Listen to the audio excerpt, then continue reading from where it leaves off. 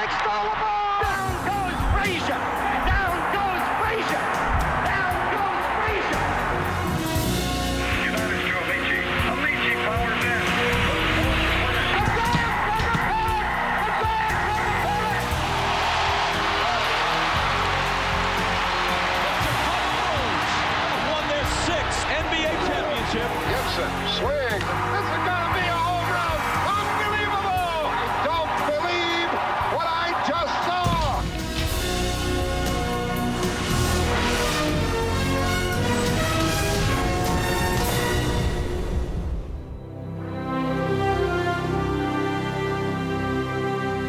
Hello, I'm Chris Fowler for SportsCentury. She was the ultimate tennis baby. She came to us as a 15-year-old high school sophomore with ribbons in her hair, a powerful two-fisted backhand, and the audacity to beat Margaret Court, the #1 player in the world. Then, with grace and femininity, Chris Evert proceeded to give us a generation of exciting memories, winning at least one Grand Slam tournament for 13 consecutive years and setting a standard of behavior for women in sports.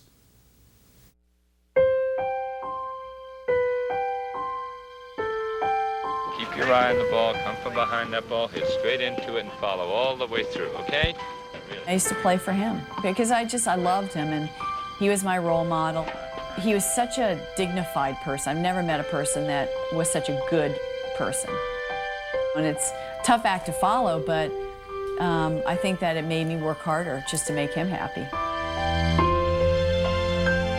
It's Chrissy, it's not Chris, it's Chrissy. And that's okay, because that's the person you love and you want to cheer for.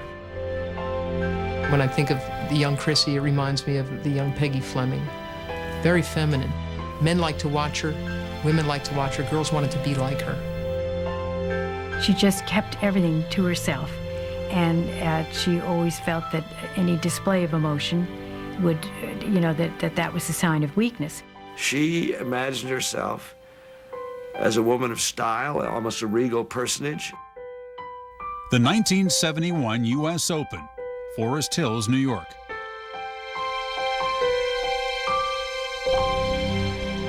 Marianne Eisel trying to halt the kid.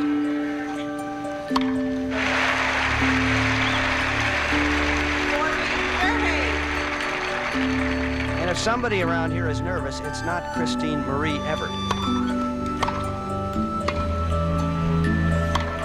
Chrissy goes to the corner and hits it. Chrissy Evert.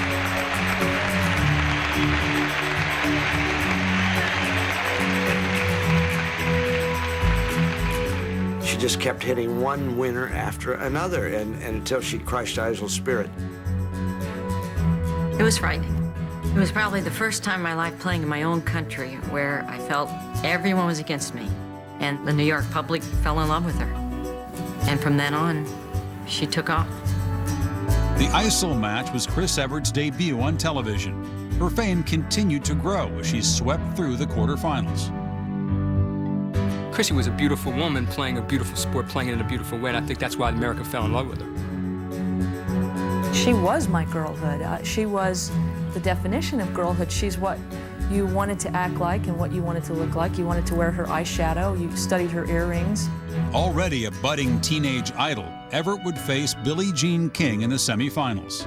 All of the players that I played were in tears on the court. Frankie Durr was a wreck, and Leslie Hunt was really pissed off. I don't think we wanted to see anybody who was 16 years old outshine us. Part of the reason they resented her was when she was 16, she was, a little snippy.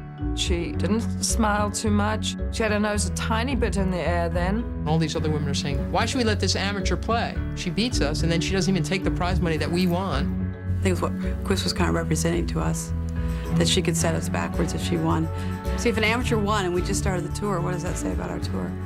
So it was just difficult. I'm feeling all these emotions in the locker room. I'm thinking they hate me. They're snubbing me. I was very intimidated by them. We had a meeting during the Open, and I said, we have to stop this. She's the greatest thing that's happened to women's tennis. She's going to be our next superstar. Next was the operative word. For the present, Evert would play second fiddle to King, losing to the eventual champion in straight sets.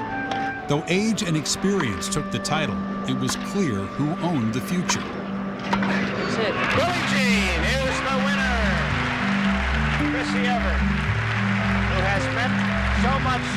championship. Are you heartbroken right now? No, I'm happy. You're going back into your junior year. Do you want to go to college? But if you do a little bit better every summer, you will have won everything by the time you're 22. What do you do then? Then it's a bigger test to see if you can do it again.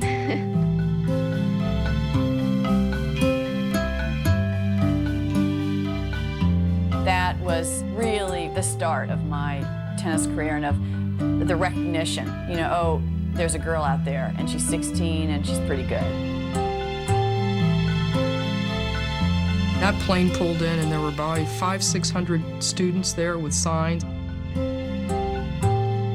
Every camera crew and writer in Florida was there at the airport to meet her. They made her get up on the high school cafeteria stage with her family and say a few words, and you knew she was mortified, that she wanted to just go home and come back to school the next day with her Catholic uniform and her school books and be able to put that behind her. But there was no way. Chrissy's innocent, carefree days were buried under a decade of exacting day-in, day-out practice under the Fort Lauderdale sun. My mom said before tennis, which was before 6 years old, that I was the one that was dancing around the house and doing crazy things. So I don't know. Once tennis entered my life, I think in order to be a good tennis player, I sort of had to change a little bit. Who knows? Maybe I would have turned out completely different if I hadn't played tennis. I would have been a nicer human being, maybe. I always wondered really what really motivated Chris. I mean, to really get that real drive. Not so slow in that backswing. Could he quicken up that backswing just a little bit? That's it. It was almost a love-hate relationship with her father. And I don't mean that she ever thought anything bad about her father, but there was anger towards him in some ways. And yet, on the other hand, she wanted to please him. Does it make it hard for you as a father to teach your own daughter? Well, we have our problems. We get along quite well, however. We seem to fight on the court, and 15 minutes later, we make up and we're friends again. There was such a discipline about having to practice at 8 a.m. that she couldn't go to a high school football game Friday night because she might get home too late. I think I was 7th or 8th grade, and I really wanted to be a cheerleader because I wanted to be one of the girls. So I went to cheerleading practice, and I actually passed. I was a cheerleader. And so my dad looked at me, and he said, you have to make a choice. You know, you have to choose between playing tennis or you can be a cheerleader. He didn't push her, but once she showed an aptitude, he made sure she paid attention. One thing he taught me was at an early age, I remember I threw my racket on the court and I rant and raved and I had a bad temper experience one day, and he said to me, don't let your opponent see how you're feeling, and you'll use that to your advantage because it'll frustrate them. As the twin concepts of winning and womanhood coalesced inside her, Chrissy began to sense the depth of her talent and saw a limitless horizon.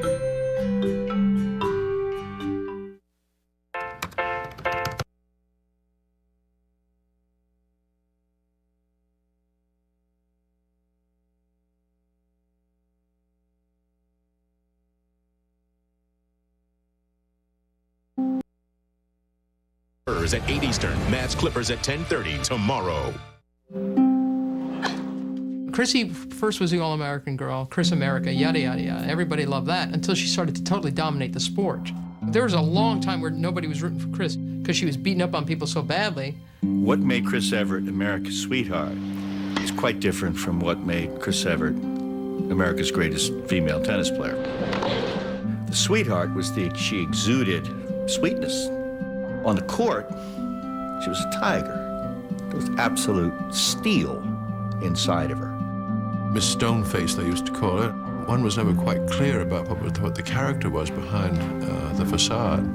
They dubbed me at an early age. Little Miss Icicle, Little Miss Cool. She hated that because she says, well, I am emotional. I do feel. If you can take all the profanity and the animation of McEnroe and Connors and Ilie Nastase, you put that all into one set of eyes, and she gives you that with one look. I mean, it is really powerful.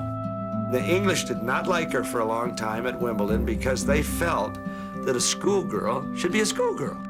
Not long out of school was Yvonne Goolagong, Everett's first big rival. Over the next 3 years, Chrissy held a 13-9 edge over the Australian as they vied for the top spot.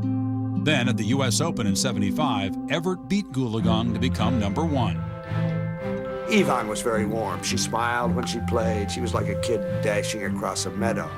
It was everything to her. To me, it wasn't everything. I mean, I like to snip the flowers on the way, so to speak. I had a need to win, and I hated to lose. Friendship really took a second seat, I think, to my desire to be number one. She was an assassin that dressed nice and said the right things, and meanwhile just cut you to shreds. Weeks would go by before she missed a shot. Chris Evert was so tough that she could take your heart out, hold it in her hand in front of you, and take a bite out of it. At Wimbledon in '72, Chrissy's soft side had already been touched by Jimmy Connors. Are you romantically linked with him? Let's just say we're very close. Close? They were in love. Connors and Chrissy, that was like, it was big for that era. That was like sort of like the Prince Charles, Lady Di thing. Evert was dazzled by Connors, and the world was dazzled by the two of them. He was very attentive and he was very caring. He got real excited when I did well too. So, I mean, I got that support, and we had something in common. We were both trying to be number one in the world. I always admired that in her, that she was able to keep her emotions so under control and handle the pressure at the same time, the way she did. And then we would always laugh about the way I handled things, and she could never understand that. I remember we went to church one day, and Jimmy went into confession, and he came out like half an hour later. And I said, how'd it go? And he goes, well, the priest told me to come back next Sunday because I wasn't finished, you know. Their love and careers reached a high point in 1974 when each won Wimbledon for the first time. Before her racket cooled, Evert called her father. When the phone finally did ring, I heard this little voice at the other end of the line saying, I won. With that, I got all choked up and I couldn't speak, and the next thing I heard was, Dad, are you all right? But can you imagine your 19-year-old daughter calling you from England and saying, hey, Dad, I just won Wimbledon. Every time I think about it, it still brings tears to my eyes. If I were to pick a guy to be my first love in life, because it stays with you forever. You know, a little bit of that influence stays with you. You know, I'm glad it was him. Still ranked #1 in the world, but hurting from the breakup with Connors, a distracted Chris Evert would again meet Yvonne Goolagong in the '76 Wimbledon final. I remember winning Wimbledon. It was actually 1976, and I had beaten Yvonne Goolagong on a real tough 3-set match. We went back to the hotel, and that was it. There was nothing. She said she really missed having that relationship and having someone to share it with. And I had cried on the floor because I felt lonely. I'd alienated people. I didn't feel like I had any close relationships. I didn't have a boyfriend. I just felt empty. I felt like there was more to life than winning. The public Chris, she knows that a certain thing is expected of her. I don't remember publicly Chrissy taking many steps wrong. Privately, she was more daring. She's got a wicked sense of humor. She always did have. And you go to parties with her in the old days, and she was always the lifeblood of the party in terms of making jokes. She had some pretty damn rude ones, too. She had a lot of interesting romances or dates with people that were fun to talk about. A date with Jack Ford or a date with Burt Reynolds. I got this note, and she said, I would like to have a drink with you someday. We had so many laughs together and shared so many secrets. I still have a huge crush on her. I think all of us had an eye for Chris Evert. As she matured, she seemed to become even more attractive. One of the great lines was, the line is long, but it moves fast. If you're sitting next to Chris Evert in the locker room, you got the best seat in the house.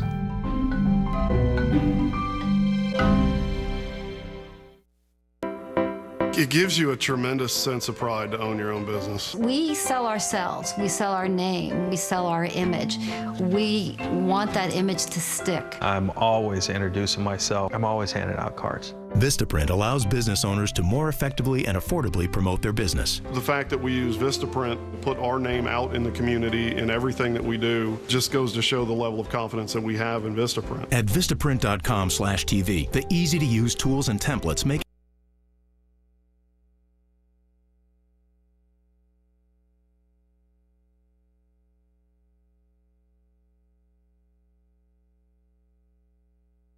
to Diabetes Care Club. You'll be glad you did.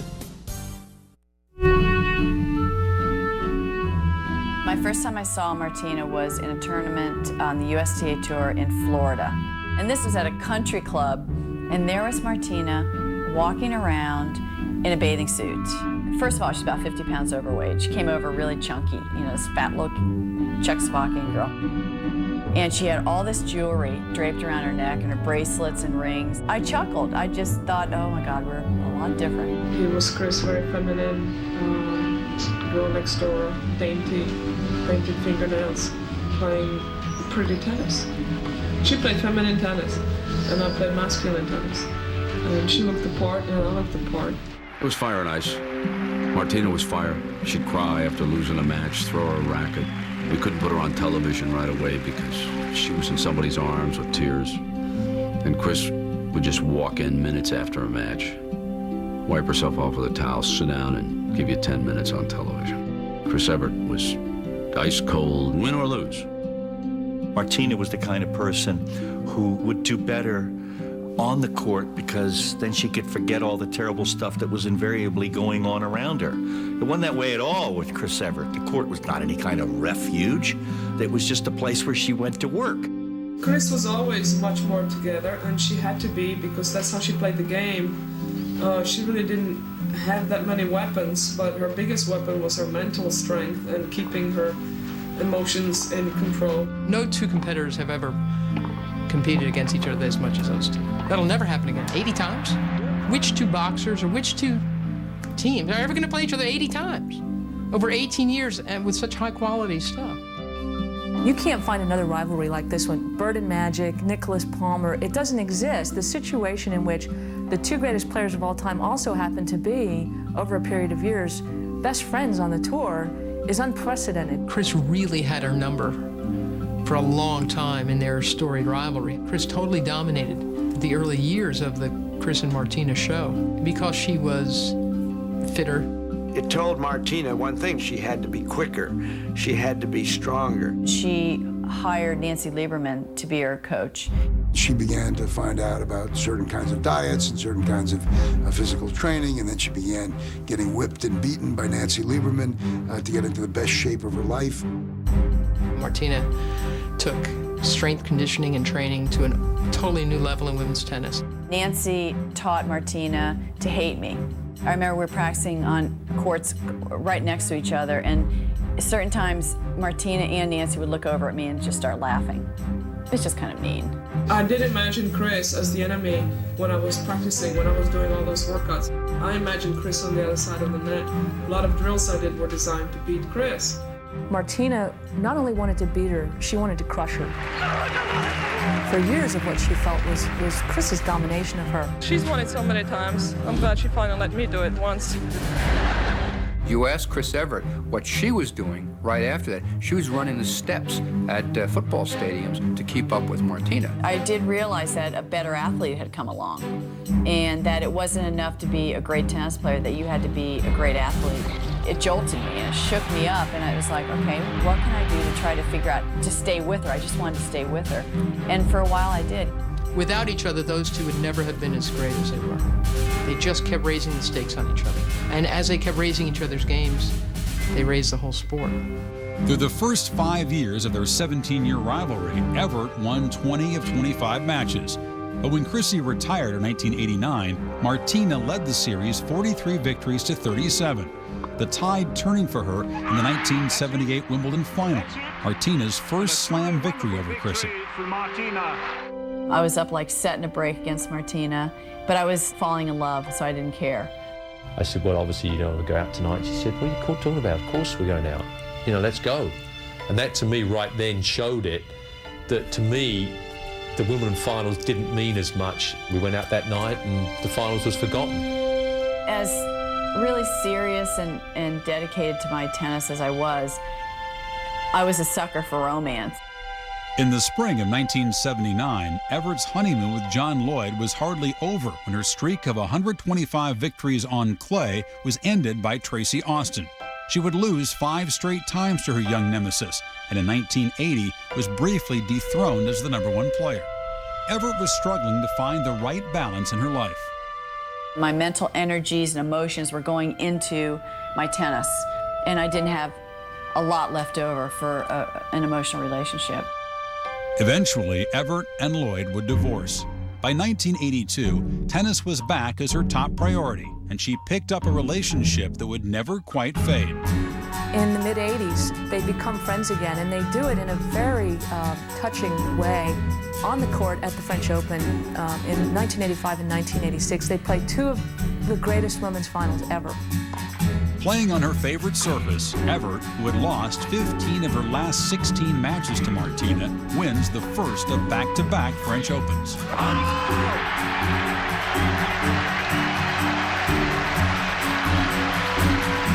They went through 18 years of each other's lives. They always knew when a romance had gone bad in each other's lives. You know, they always knew what was going on behind the scenes. They made each other cry every other weekend. Stop struggling with heavy hoses that are kinked and deliver little or no water, or worse, break. Introducing the incredible flexible hose. Turn the water on and it expands up to 3 times its original length. So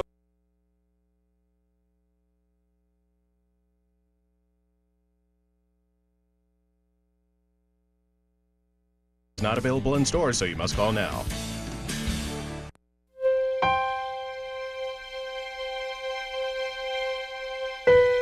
Billie Jean invented women's tennis, but Chris is the one who made it popular. Over the portal that leads out from the women's locker room and the main club at Wimbledon out onto center court is part of the Kipling poem, If you can meet with triumph and disaster and treat those two imposters just the same. It's the last thing they see before they step on court for a Wimbledon championship. And I've always campaigned to put Chris Evert's picture next to it, because I don't know of anyone in the game of tennis that lived up to Kipling's challenge better than Chris Evert. In 1989, after 19 years during which she won a record 157 singles titles and 18 Grand Slams, Evert played her last slam event at the U.S. Open, losing a quarterfinal match to Zina Garrison. It's all over. And with that shot, an era has ended. Mary Carrillo and I were standing in the eaves of the stadium. Chris came off of the court for the last time, and we looked at each other and tears were streaming down our faces. It was literally like watching your girlhood end. Waiting for her was Andy Mill, whom she married in 1988. With tennis now behind her, Evert would set out to raise a family. It's almost like I'm more of myself since I've had kids. I feel like more comfortable within my skin. This has been wonderful for me. I feel like I'm more like Chrissy. She said to me, I look at myself on film and I see this grim, fixed expression, and it wasn't me. It wasn't how I was. It wasn't who I was. All of the control that she displayed on the tennis court, she's almost delighted in letting go. When she won the U.S. Open, she never shed a tear. When she won Wimbledon, she never shed a tear. But when her son's kindergarten teacher told her that she had a great kid, she bawled her eyes out. Late in 2006, Chris and Andy divorced after 18 years. A year and a half later, Evert married for the 3rd time to Hall of Fame golfer Greg Norman. Chris is someone who needs to be needed. She has needed to be needed by John Lloyd and Andy Mill and perhaps now Greg Norman. And Greg Norman, from what I hear, has a tremendous capacity to give to her. He lets her be who she is.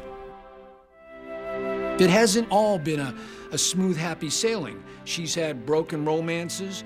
Through it all, she's managed to maintain a certain consistency of herself. She's very true to herself in that way.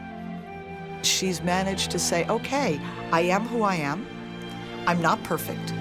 I've been married twice, and both marriages have failed. I've had these high-profile romances, but it's my turn.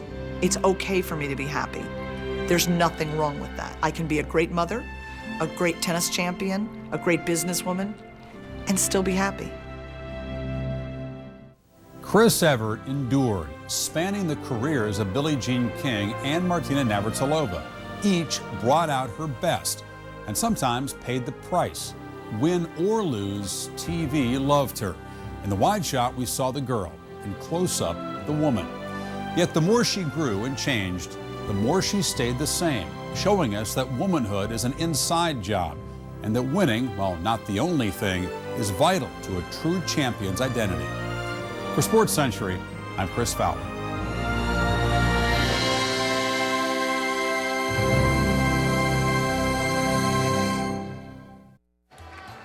The fourth-round clash between Francesca Schiavone and Svetlana Kuznetsova was not tipped to be a blockbuster.